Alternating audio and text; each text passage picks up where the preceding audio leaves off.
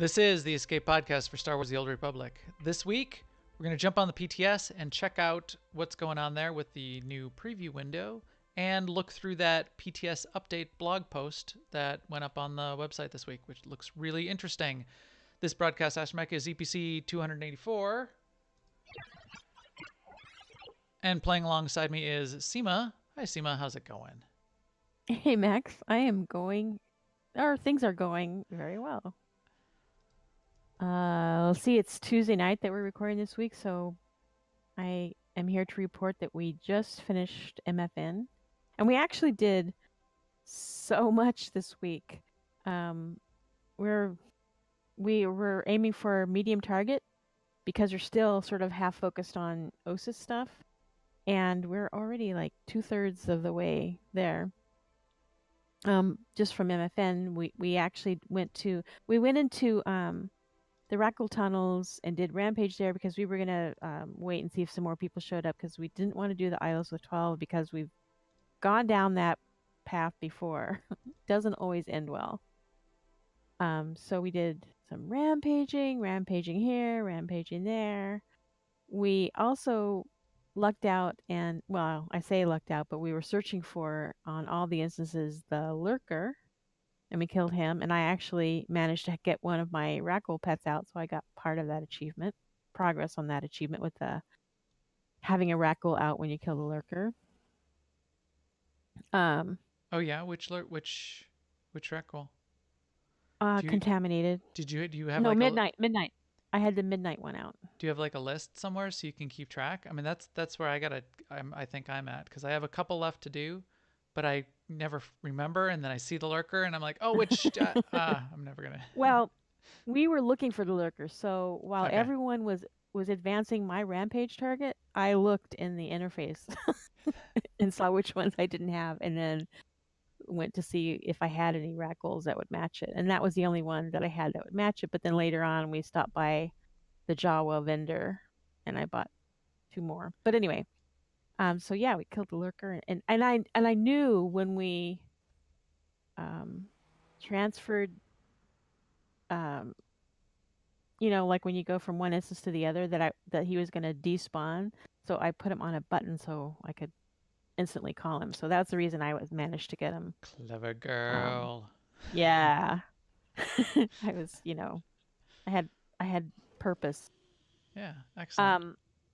Well, so we ended up doing the Rackle Rampage, then we went up top and did the Tatooine Rampage, which basically got us the Galactic Rampage. So lots of Rampage points. People were changing characters because they already hit their personal targets.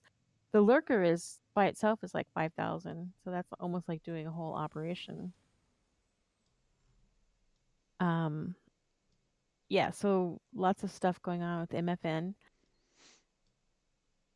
So yeah, my experience in OSIS this week is I just got bracers for everything. I got 2 bracers the week before and 2 bracers this week. So I have lots of bracers. I have bracers for all. And then I logged in like 15 minutes before MFN, and just because I wanted to, I wanted to start making some progress, I rushed over to OSIS and squeezed 1 daily in before MFN. So I don't know why I did that, because it's not gonna mean that I get 10 done any earlier, because I'm gonna do them, tomorrow anyway. I'm not gonna go after this and go do anyway. So yeah, that's been sort of my week in SWTOR. So how about you, Max? What have you been up to? A couple good things, couple fun things. I got 3 OSIS boxes of Jack Squat, so that was that was always good. Yes. But as I said, I'm getting to the point where I don't expect to really get anything else. What I would like is, for some reason, I'm still getting no armor on my other 2 characters. My main got like most of the armor pieces, and my other 2 characters are not getting armor pieces. They each got 1. So I'm using them and using up their crystals to upgrade those armor pieces to 258. But I don't want to waste their crystals to upgrade like implants or earpieces or things I can't legacy smuggle to my main So they have some extra crystals, but nothing to upgrade because they're just not getting any armor pieces, which is frustrating. Otherwise, I'd be much closer to 258. In fact, I can read off all the stats and all of my gear. Actually, I can't. I'm on the PTS. I don't have my good mounts tonight, and I don't have all my gear to read. So you're gonna miss out tonight. Sorry, my weekly reading of my stats can't happen tonight because I'm on the PTS. Dang. Dang it. We were hoping for that. All right. So what I also did is apparently we've got a little challenge going on in our guild. Marcus is in the chat room. Marcus got challenged by someone else. Who did you say challenged you? Medulla? Was it Medulla that challenged you? Somebody challenged Marcus to say, hey, if you, I bet you 100 million credits that you can't get the what's it called, the bonus boss in TFB hard mode. It's the something horror or the dreadful entity or whatever it is. That you can't get a group to go do that because it is a long process. What you first need to do is you need to get everybody the mask from killing Dreadtooth. Everyone in the group needs to have it. So you're going to want 8 or 16 people to have that mask for one. And for two, you need to kill Dreadtooth on 10 stacks. So if you're not familiar with Dreadtooth, each time you kill Dreadtooth, you get a little vial of essence. If you use those vials of essence on Dreadtooth, he sort of gets stronger and stronger in difficulty up to 10 stacks. And if you kill him on 10 stacks, then in addition to getting a mask, you get an amulet. And that amulet is required to summon that dreadful entity or hateful entity or whatever it is. So you have to get everybody the mask. You have to get a couple amulets in case you wipe, because you can only one person with an amulet can use it, and there's a cooldown. So you need a couple of those. So Marcus has been putting together a team of ringers across about 3 different guilds to go after this and sort of set this up, and doing a really good job of making it happen. So we had 24 people on board to kill 10 stack Dreadtooth on Saturday night, and we did. We wiped once, and they were really really wasn't that difficult. We had really good people as well, but we wiped the first time because he's got one of those awesome abilities, which is the old stop DPS, and if you do anything the smallest bit of damage, it's an insta kill. So Nice. I even killed myself. We had half the group dead, but then I even killed myself because when I'm just standing around, I'll use either my Colto dart, which wouldn't have killed me, my Colto shot, to build stacks so I can use my supercharged gas, or I'll use rapid shots, which is just it's just white damage. It's barely anything. So I reflexively just, standing around, I just reflexively hit rapid shots so I could just build up stacks, not even intending to really do any damage, but that counted as damage, so I killed myself. So it wasn't optimal, but everybody got it by the second round. And I think the second round, someone had some lag and died from a red circle or something, and then I don't think we had any other deaths because everybody sort of got it. We got what the ability looked like, we got what the rhythm was, and then everybody didn't kill themselves, which was nice. So that was fun. And you know what dropped? Can you guess, Seema? Can you guess what dropped off of Dreadtooth 10 stack? Yeah. Yes, I can. Something that you Dreadtooth. would have liked. Yes, Dreadtooth, the pet. And everybody was like, amulet schmamulet. I really want that pet. Which was awesome. So that was cool. Yeah, I think it's a guaranteed drop off a 10 stack. Is it a guaranteed? Then we should go do that more often. Yes, Everybody really wanted that. We had 24 people though too. I think Melise in our guild is the one who got it too. So congrats to him. All right, but with that, I think we can talk about some news. Now, an Imperial News Network report. First up in the news, coming out about Friday, so we're trying to go more in order. You know what I forgot to do this week? Remind me, chat room, next week to check out the QA droid and see some action off of the QA droid for or maybe we'll sort of have a little side segment QA watch in the future. So we won't have that tonight, but what we did have is what's going on in the dev tracker. And first up is a little bit of discussion in the PvP discussion again. So good, fair amount of paying attention to the PvP discussion. And this key point was, hey, we keep, Hutball comes up all the time, which is true. And they explain why it does and specifically what's going on there. Basically, they say, okay, here's all of the maps. First, it rolls the dice to see if you're going to get an arena or a war zone. If you're going to get a war zone, then it rolls the dice again, and all of the war zone maps are equally weighted. Well, the slight problem there is there's 3 Hutball maps. Technically, there's 3 3-point guard maps, although you could argue, and I would argue that Novari Coast is different than Yavin Alderaan. Yavin Alderaan are mirrors of each other with just different graphics. Novari Coast is definitely different. The 3 Hutballs are different maps, but it's the same game style. So people don't want to keep playing Hutball, even though I think it's epic. I think it's really great. So I'm just fine with the rotation and that sort of, that equal weighting of all the different maps. So that's Yavin Alderaan, Novari Coast, Void Star, the three Hutballs, and the Osis. So But wait a minute. that's this when many. when the initial roll, when it's choosing between arena and war zones, are war zones weighted more heavily? They must be. Because I think it Because otherwise also. you'd get arena half the time. Yeah, no, I think it is. They didn't say specifically, but it said it looks at what matches are currently active and the number of players in the queue. The matchmaker decides whether it will pop an arena or war zone. So I think arenas pop more often if there's less players in the queue and less players queuing overall, so that those 4v4 groups, because arenas are 4v4, so that at least that speed of the queue will be appropriate. When you say that, the matchmaker, I imagine the matchmaker being a person. And I imagine him like Matchmaker, bring me the Wizard of Oz in that old movie, and he's like behind the curtain. Really? Behind the curtain. The title of our podcast tonight Yeah. is The Dev Behind the Curtain. I wonder what the audio will be to introduce our segment later. We'll have to find out.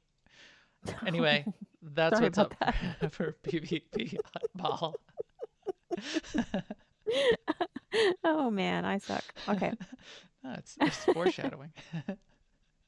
Foreshadowing. Yeah, I meant to do that. It's 5 shadowing. It's so obvious. So there's also a post about the new preview window being up on the PTS. We are going to be talking about that in more detail later on. Heraldry, not in the PTS yet, but the preview window is. And I've played with a little bit. It's snazzy. It's pretty shiny. Every time I hear heraldry, I think husbandry. That's what I want. Which is your wall of crazy idea for the last 6 years. Animal husbandry, yeah. Animal husbandry. On Osas, where they have the farms. That would be great. You're right. Little livestock farm. And if you could go there and pick here, I'm summoning all my weird pets. Here's a Killick drone larva. You could mix a Killick drone larva with a that's a mini mech. That's a robot. That's a bad choice. with a rackle, with a little rackling. Oh. Then you'd get a. Oh, here I got a pale Skarkla. Yeah, then you'd get a Chlorslug baby that meant business. Yeah, same thing with the Skarkla. He's got the little come at me bro pose going on too. Yeah. Also in the news, another dev tracker post about PvP, and this is another one from Mike Bradley. I gotta put that Skarkla away. He's making too much noise. What are you doing, Skarkla? He looks more like, hey man, I don't know what to do with my arms. What are these things? These appendages hanging from my shoulders.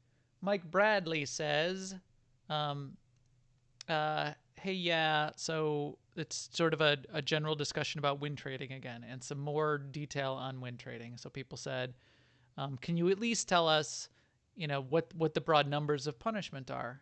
I guess that will help people and satisfy people that things are actually happening. And Mike said, "Yeah, okay, that's definitely what I have in mind. That's what I'll try to do. Even though I'm not going to be specific and certainly not going to name names, we'll say X number of people got X Y punishment, and yada yada yada, and sort of give you categories of kind of things that are going on." And then someone else said, "Hey, Apex Legends, they're just permabanning people left and right. Why can't you just do that?" And there was a good clarification. If they catch someone doing something very clear, like using a bot or a hack or external software that's recorded and logged, and they can prove it, they hand out bans. The problem is a lot of what's going on with PvP, and really the thing that people are complaining about is people throwing matches and people conspiring to win trade. In fact, one of our own guildies got vehemently accused of win trading and reported because he got in an arena match, ranked PvP, and the other Did team terribly. jumped on top of him. Well, he didn't even do terribly. I mean, he got stun locked. He got stun locked and killed. And somebody else on his team has just said, "Oh, you get global and stun locked and killed. You must be throwing the match. You must be win trade," and like reported him and like harassed him. Oh my And God. it was Thon, which was terrible. And this is not. I mean, Thon was in there to get the PvP points and to rank up because he was trying to get the Masterwork crystals, and he's a pretty good player, and it had bad luck, and the whole team And jumped on everybody, him. And hey, pal, did you peel any of those people off? Did you help me out at all? Did you stun any of them and help keep me alive? Apparently not. So great job, bud.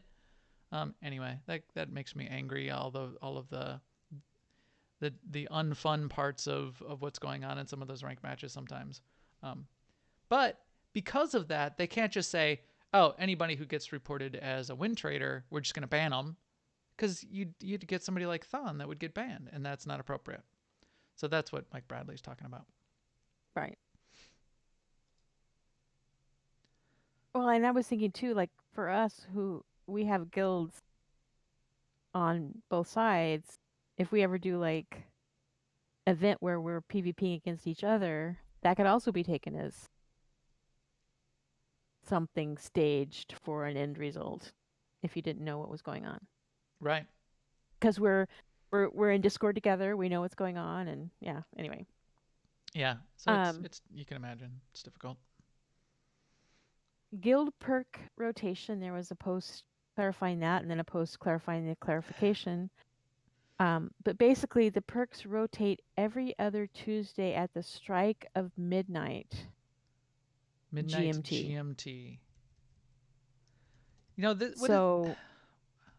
what is the difference between GMT and UTC? UTC is standard time. GMT is Greenwich Mean Time. Does GMT have daylight savings time? I think that might be the difference between them. GMT versus UCT. I think they're the same. Yeah, but I feel like GMT does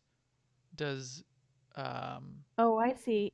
I just daylight Googled it. It savings. says GMT is actual time zone and UTC is a time standard. Okay. Everybody should just do UTC because GMT Anyway. is a time zone. Anyway, yes. You So are if correct.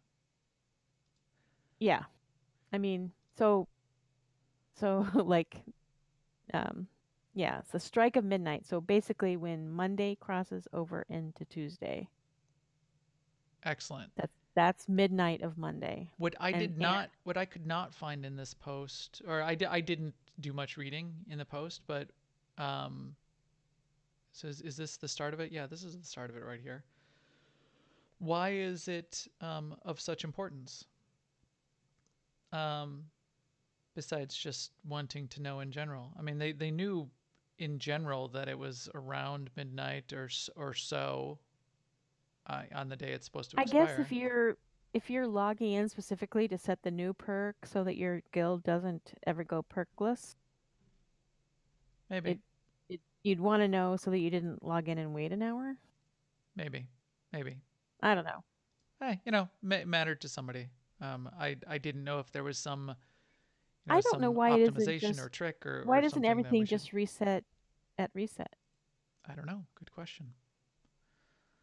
Also Anyway, in the news, feedback. So there was the general feedback post that said, "Hey, everybody, post in this post and give some general feedback."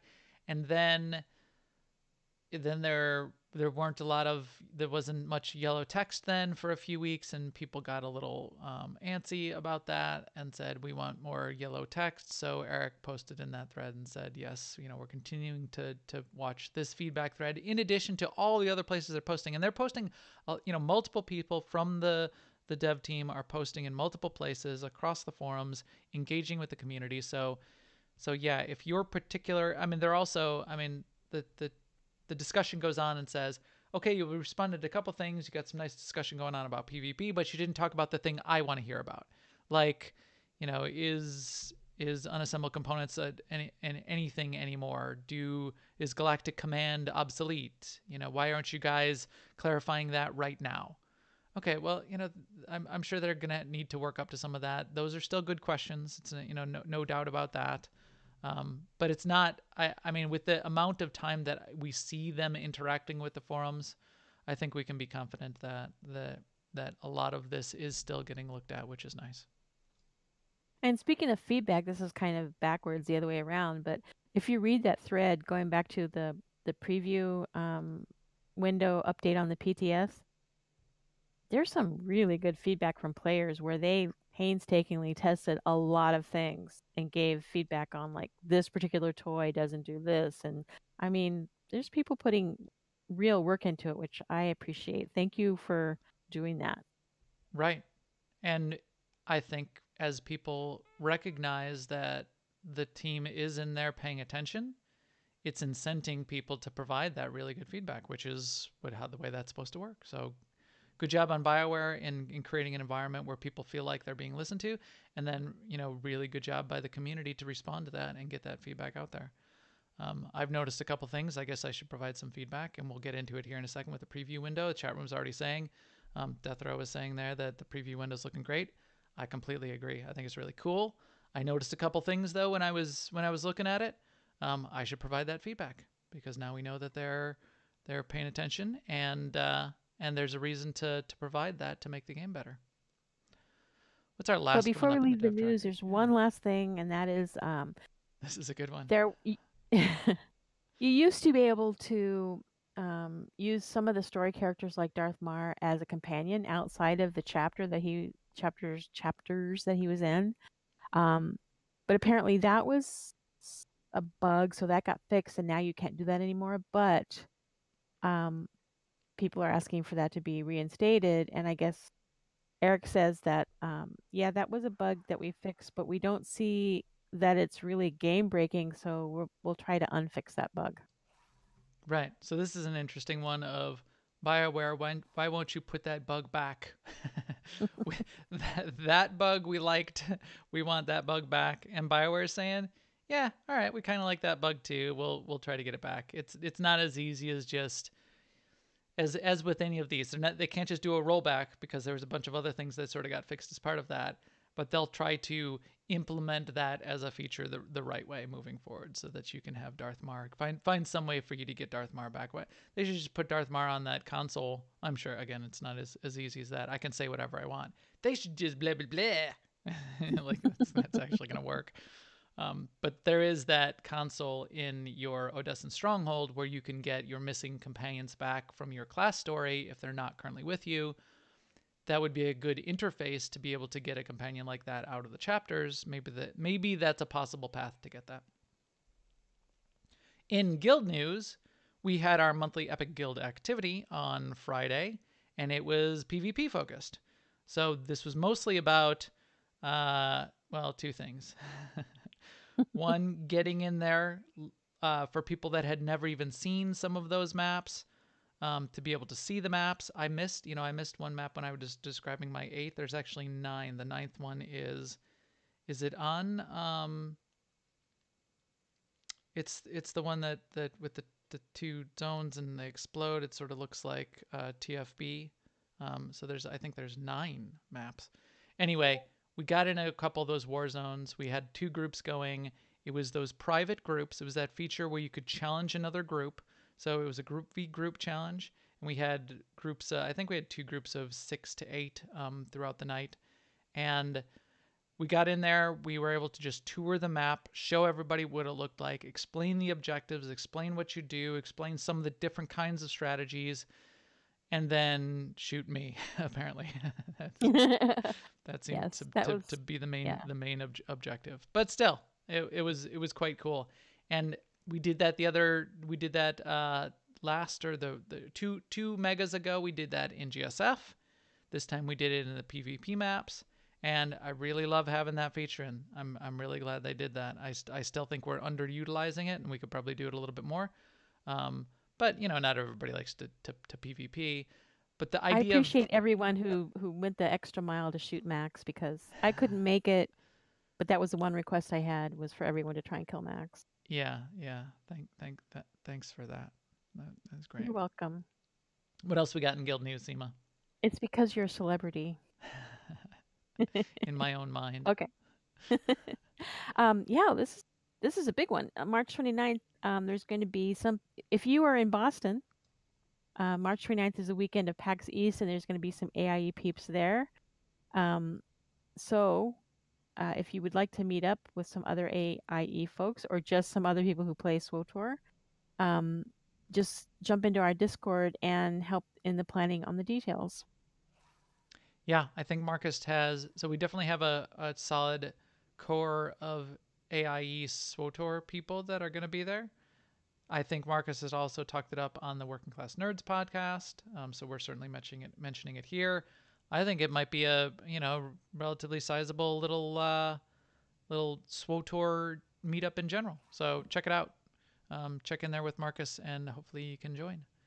I would love to be there for that, but I don't think I'm going to be able to swing it. The Chicago to Boston, I got a half a tank of gas and a pack of cigarettes. It's dark out, and I'm wearing sunglasses, and it's not going to get me all the way to Boston, unfortunately.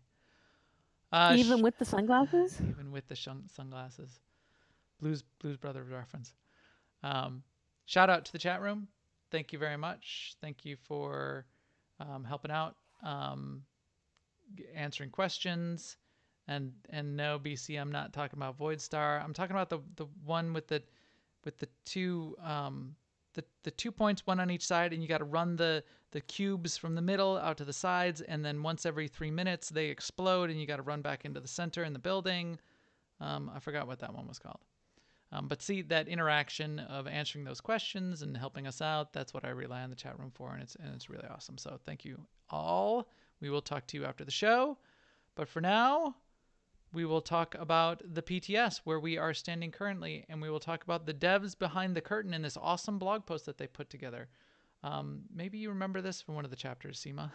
The great Oz has spoken. Oh, pay no attention to that man behind the curtain.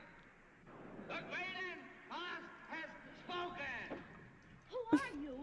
Oh, I am Daniel Steed. It's the matchmaker. It's Daniel Steed. Daniel Steed was Daniel the great and powerful wizard behind the curtain. Apparently, because, well, he posted the post. I don't know that was, or he announced the post. I don't know that he necessarily wrote it. But so 2 things.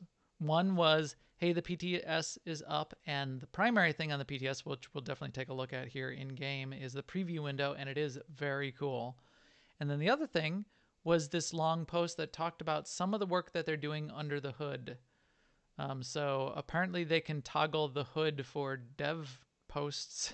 I see what you did there. I was gonna do something about toggling the hood as the title of this post, but I was afraid that was gonna troll people a little bit too hard, and I would have got downvoted on Reddit, and people would have hated me for it. Under the hood with SWTOR. And what they talk about here was something pretty interesting. And I still don't, I get it in concept. I don't get completely sort of the difference between the implementation methods for how they're using these dynamic objects. And I how would, that's going to except be for much one comment he made. better for them. Yeah. So why don't you sort of explain what you've heard so far in this post, and we can talk about it a little bit. So my take on it, and this is probably way oversimplified, is that every object in the game that's interactable, including NPCs and pets and toys and quest items that you click on, even over here, this little puff of dust, are dynamic placeable objects. And in the past, the way they've created them has been a very manual and case by case method. And and then they also have to interact with other objects. So that interaction is done manually. So then when they have to change something, they have to go back through a chain of things and change everything. And that is what they're replacing, is they're trying to replace something that's more modular, so that when they make a change, so when they create a new object, it has standards and the same type of hooks and the same ways of changing things, and so that object to object, it's not different. It's the same. Right. So I couldn't figure out if it was they were templating the objects, because the other thing they said is, well, if we have an NPC which interacts with a door and blows open a wall, it sounded like they were gonna like stitch those together into a package, and yeah, then that's the part that I didn't quite track on. and then so I still did, even if you sort of stitch those into a package, you know, sort of That's encapsulate like them into making the it. package, and you need to move the NPC somewhere else. I didn't see how that would necessarily help, because you're gonna Yeah, you're because gonna the have to wall would like, come with it. yeah, and you're not gonna like, yeah, put the wall over the other Yeah, side of the room, and I didn't I get guess the that part. way I I read that in order to sleep at night is that instead of packaging them together, they're really packaging them the same way, so that the wall could be used in other places and the NPC could be used in other places, or something, or the types of changes or have a standard. I mean, I hope that's what it means. Yeah, And the it kind of validates for me what I've felt like BioWare has possibly struggled with in general, is that it's really hard for them to make changes to anything, because they have over time made changes on top of changes, and they didn't have the time to sit down and go, okay, this system is too spaghetti. Let's make a real system that'll serve us well going forward in the future. And even now, they're putting in this new system, and people are saying, "Oh, but you're not doing any content." Well, that's why they don't do stuff like this. right, and that's the net.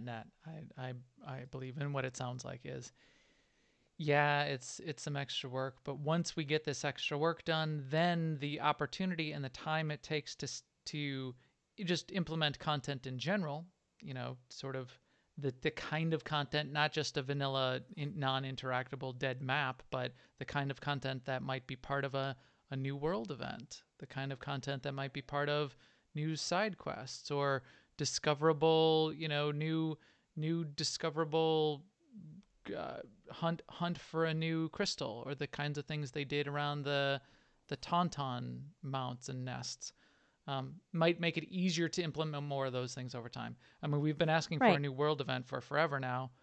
This is probably the kind of reason why it takes them a lot of effort to implement one of those things. And if it cuts down on that and they're able to do more, great.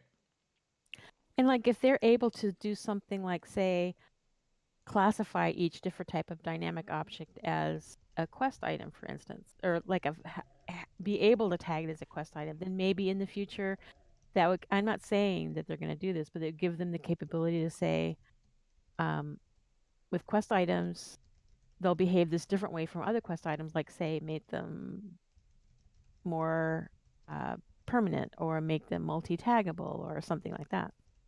Right, right. I mean, I think that I'm really kind of excited about this, because what could be next? Like if they're willing to take this kind of a step, maybe the next thing, maybe on down the line, they'll do the same thing for items that are in our inventory, because I feel like they're stymied by the same kind of thing. Like they can't do inventory search or inventory across characters because it wasn't set up in a way that is conducive to that. Right. Now I don't know that this dynamic object thing would affect that, but it's No, I don't probably think it would, or else they would lead with that. Yeah, and it might be, but it might be similar, sort of like architectural problems that they're just, if they're in it for the long haul, that it would be nice to correct over time. Right.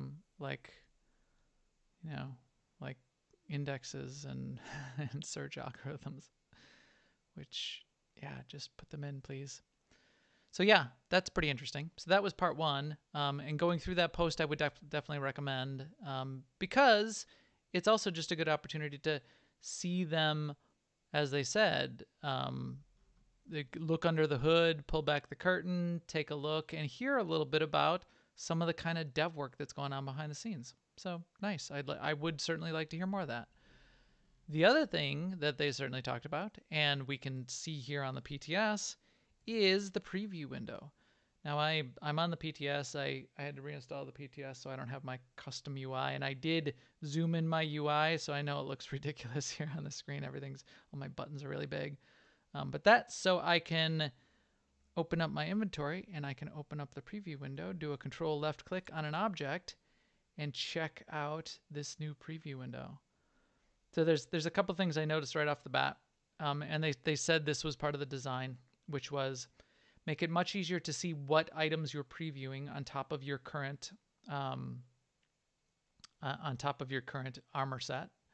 So here you can see, hey, I'm looking at this. I'm previewing this cybernetic torso, and but here's the other pieces that I'm wearing that is being compared to, and this one is lit up because that's the one that I'm previewing at the time. And then the other thing that I really liked, when I was previewing stuff, is when you control left click on an item to preview it. Watch what my character does. So here I'm gonna preview some leg items, right? So these cybernetic legs. Preview. I put the leg items, and then the animation is your character like checking out your new legs. Did you see that? I'm gonna Yeah. put the helmet on, and you're like, look at my new helmet here. And he just shakes his helmet. And now do the boots, and you're like, oh, kicking the boots around. I That love is these pretty boots. awesome. Put some gloves on. Yeah, I got my new gloves. Look at that. I mean, not only is that adorable, it also gives you a little bit of insight into how it's going to look when you do your, an everyday animation. Yes, everyday animations like, which we had before, the draw and stow your weapons. But beyond that, there's this other button up on top, which is this play button, and it shows your character running. So show me what I look like, but show me what I look like while I'm active. So show me the armor in action. I thought that was really cool too, and clever, and a good part of why we would want to see that. So that's good. I can draw my weapons while I'm running and keep on running. I can see the armor while I'm running. Awesome. I can rotate my character around. I can zoom in and out. So yeah, that's definitely looking good. And that's just the armor. They also show here, you look at sort of like the weapons. Here's the weapons you're previewing. It shows you in what you're previewing. Also the crystal you're potentially previewing, or what crystals you currently have in. The tuning you're previewing, or what tuning you have in. Die pack, which is all really cool. What else can you preview? You can also preview. See, I don't think I have a mount to preview. This is part of the problem. Yeah, I tried this too. You have to have if you've already learned it, you can't preview it this way, which I guess, I don't know if that's going to stay that way, or if it's just, I mean, if you have it, you can just mount it. Then you don't have to preview it. But I don't think this worked before, but I do have items in my collection this time around on the PTS, and maybe this is why. So here I can go into the PTS. Yeah. See, I can even, so you can preview stuff that's not even unlocked. So go into collections, pick a mount, and I can preview a mount. I didn't think of trying that. Yeah. Now what I couldn't figure out is, so give me a mount that's Let's find a mount that has an animation, that I'm sure has an animation. I think I read that the actual flourish doesn't. You can't do the flourish in the preview. You cannot do the flourisher in the preview? I thought they I said mean, you that they could were going try to it. add that. Yes, they should. I don't know the names of them. I know some of them that have a flourish, but I don't know the names of them. Can somebody name me a mount that has a flourish that I could search for the name? Because I know some of the tanks shoot. I know some of the. Yeah, Oh yeah, the I tank. know, but I don't. Can you Is search it on just tank? called tank? Tank. Umbaran spider tank. I don't know if that has a flourish though. That's. I can't tell. But here it shows what it looks like running around. Boy, that's freaky looking. But no, No, I not don't. that tank. Yeah, well, that's the only tank that comes up when I type Mm. tank. See, I think it's like called heavy. No. Assault. Yes. Landslide assault speeder. Would that be one? Strategic assault speeder? Let's try this. Landslide assault speeder. Um, my control Z doesn't do anything. When I hit play, it did the flourish. I think that's the flourish then. On Oh, the play. Yeah, that makes sense. Yeah. Yeah. Well, there you go. Okay, so that play must be the flourish because that's the gun blast animation that it has. Cool. And then you can also preview pets. So let's find a pet in here. A cool pet to preview. You know what some of my favorite pets are? I think they're underestimated. Ass. Why do I have ass typed as my my filter? Searching for that, looking for that ass. I like the ship models. Ooh, the model Terminus Destroyer. I have this one. This is one of my favorite ones. So let me show you what that preview looks like. I'll undo the mount. This is a crazy looking pet. Wetlands feline. Look at that Terminus Destroyer. Oh yeah, that's cool. That is pretty cool. And then you can zoom in and you can see what the what the pet looks like. We should. Run next to the pet. If I had that for a toy in real life, that would be cool. In real life, that flew in the air, hovered in the air next to you. That would be Yeah. cool. You're right. And then all of that is also available for your companion. Oops. I took Especially if all it went to the Shayviz's store for me. clothes off, apparently. How did that happen? She looks upset. Like, where'd my clothes go? She was like, oh, what? Hey.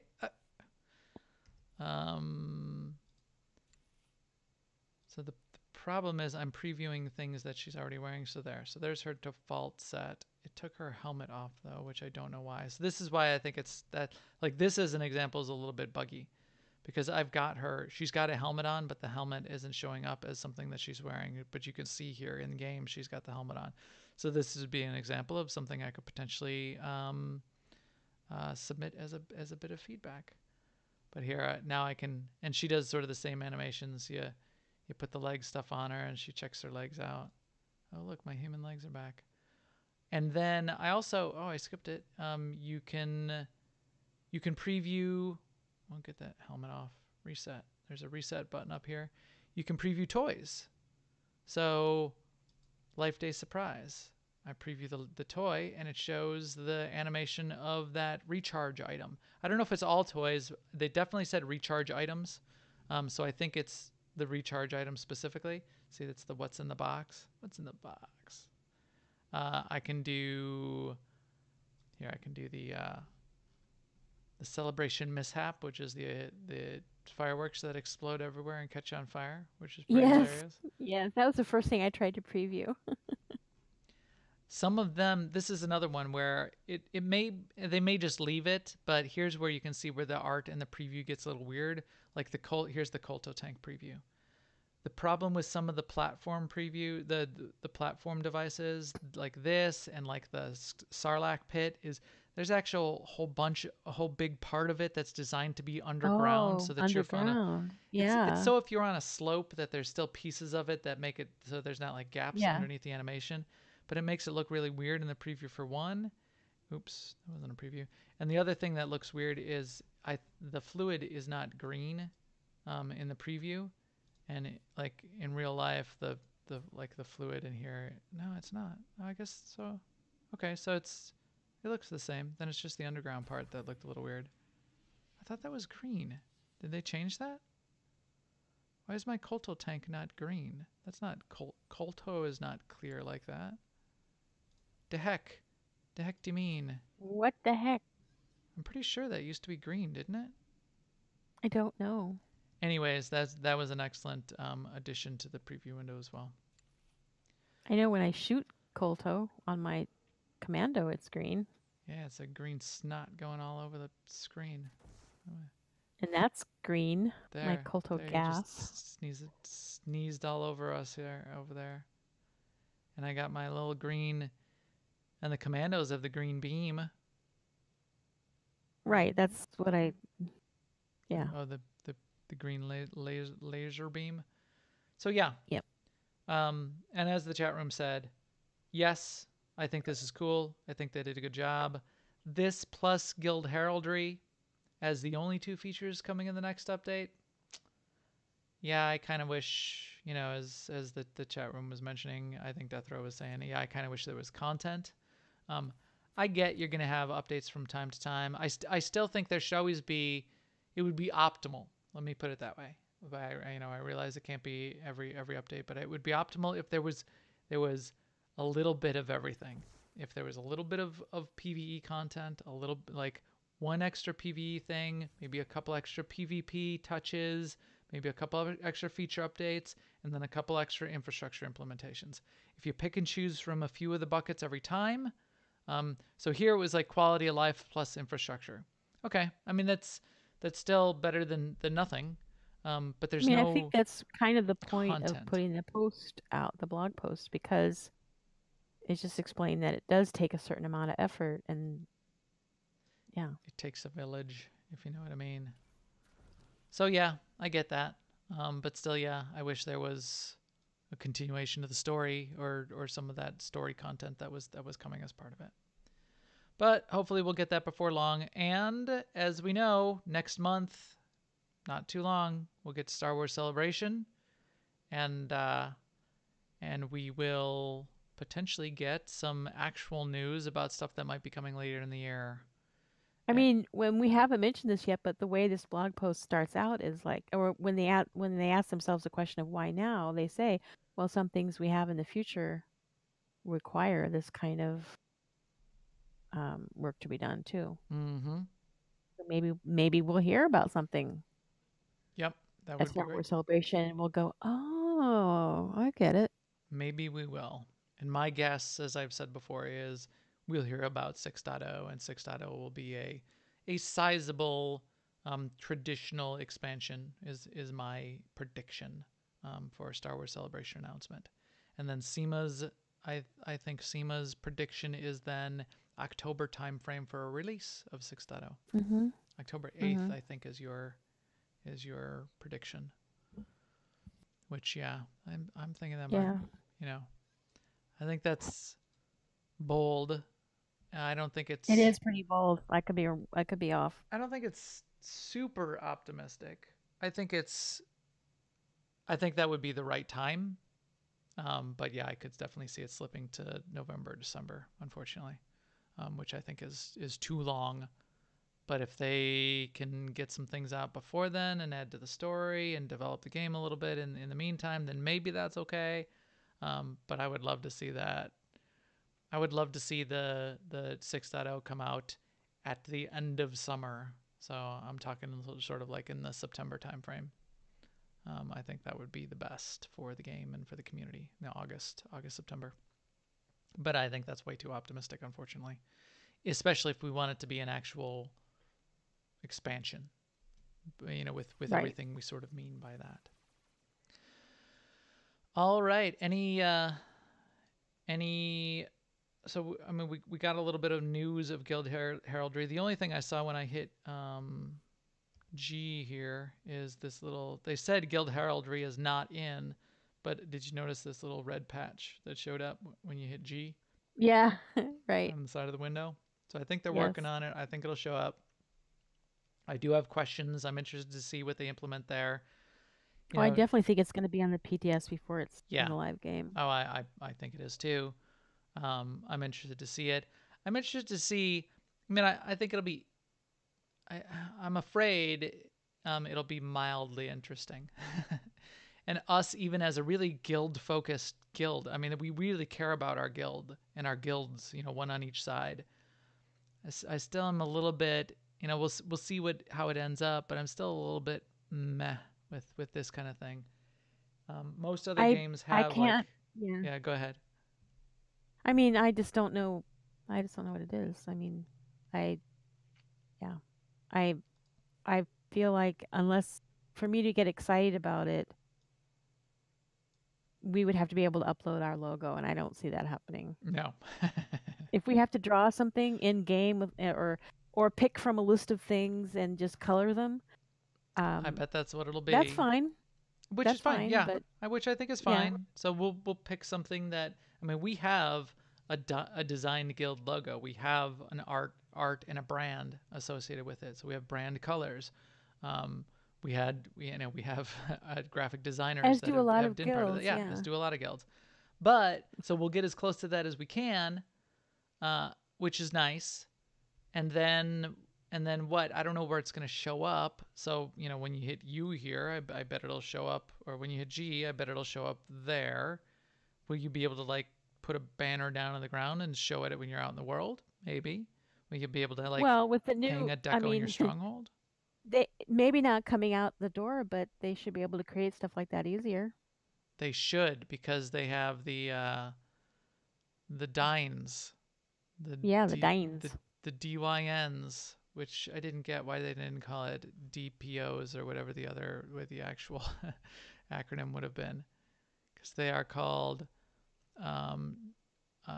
dynamic placeable objects. So why didn't they call them DPOs? They're called they abbreviated as DYNs. Oh, because DYN for Dine, short for dynamic.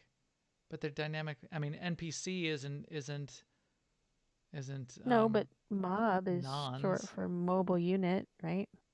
I guess so. Yeah, okay. Got me there. Touche. Yes. My day is complete. Okay. So we'll see. Well, yeah. I bet it will be pick from some symbols, color it how you want. We'll get something that's sort of AIE-ish. We'll wave it around a little bit, and I don't know what they could do with it to make it much more interesting than that. We have I don't know, but tabards and when other they first MMOs, said they were and they're upgrading mildly the interesting. preview window, I thought, that's nice. They probably need to do that, but I didn't know it was going to be this nice. So maybe the same thing will happen with heraldry. Yeah, maybe it will. Maybe we'll be surprised that maybe they'll have some unique take on it that'll make it compelling, and we will spend days messing with it. We'll proclaiming our heraldry. It's no husbandry, but I cannot see it being as interesting as husbandry, unfortunately. Okay, so we'll keep an eye out for that. We'll see what happens next week. We might, if we don't get that news, we'll probably go back to our Dreadmaster story. I'm still chomping at the bit to hear about the continuation of that, and I think we're going to still end up with two more, at least two, if not three, depending on how we do it, depending on how we structure it, three more chapters in our walkthrough of the story of the Dreadmaster. So, because we've got Oricon, and then we've got Dread Fortress, and we've got Dread Palace. So with that, I think we'll get our EPC 284 droid here kicked out on airlock so we can broadcast this podcast episode to all of you. Please keep up with us on Twitter at Max the Gray, at Max the Gray, and at AIECMA. And if you know any cool people that should be playing the game with us, point them our way. They can find our podcast on twitch.tv/newoverlords, on newoverlords.com, on YouTube/newoverlords. And they can find our guild, more importantly, at aie-guild.org, which will give you a link to our guild Discord, which you can jump in and say, hey, I heard you guys are on Starforge. This is my character name, Republic or Imperial, and we will get you a guild invite because that's what we're looking for. And we will talk to you soon. Later, everyone.